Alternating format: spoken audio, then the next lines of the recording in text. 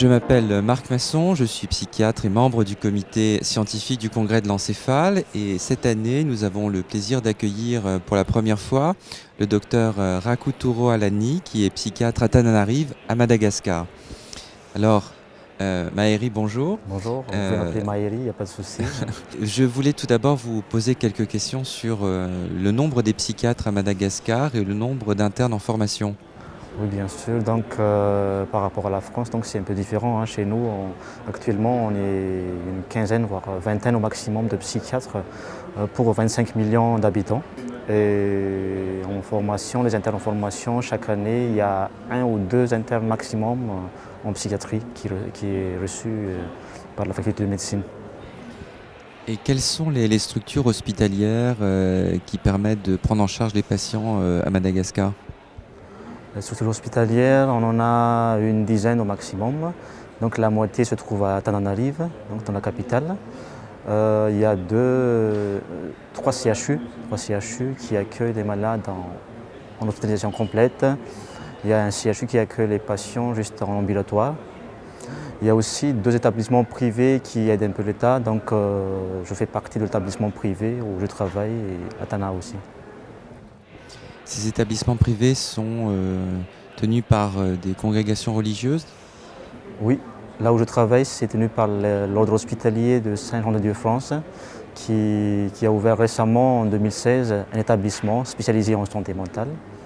Donc c'est récent, c'est une innovation en psychiatrie aussi parce que on a une approche un peu particulière de la prise en charge.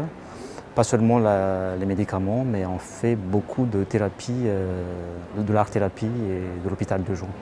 Et donc, quelles sont les pathologies dont souffrent les patients qui sont pris en charge dans l'hôpital où vous travaillez? Je travaille, comme d'ailleurs, c'est surtout la schizophrénie qui prédomine, et suivi des troubles addictifs, surtout des substances psychoactives, comme l'alcool, le cannabis surtout. Et ça commence un peu à y avoir des problèmes de drogue injectable. Et après ça, on a encore des troubles d'épilepsie avec des troubles mentaux qui sont pris en charge en psychiatrie chez nous. Parce que d'habitude, la psychiatrie, la neurologie est encore mélangée actuellement chez nous. Et la dépression, c'est en quatrième position qu'on rencontre chez nous. Donc on est moins déprimé par rapport aux Français. Quelle est l'image de la pathologie mentale à Madagascar dans la culture malgache? Ah, c'est encore un peu compliqué, hein. L'image de la pathologie mentale, euh, la pathologie mentale est encore vraiment très très stigmatisée à Madagascar parce que c'est pas considéré comme une maladie, mais des fois les gens pensent que c'est une possession démoniaque ou un mauvais sort fait par un voisin jaloux. Donc la plupart des gens sont traités très tardivement. Soit les patients, la famille amène le patient chez le marabout ou chez un guérisseur ou chez un traitement religieux. Et ça arrive souvent. Donc la psychiatrie est un peu se trouve en dernier recours de prise en charge.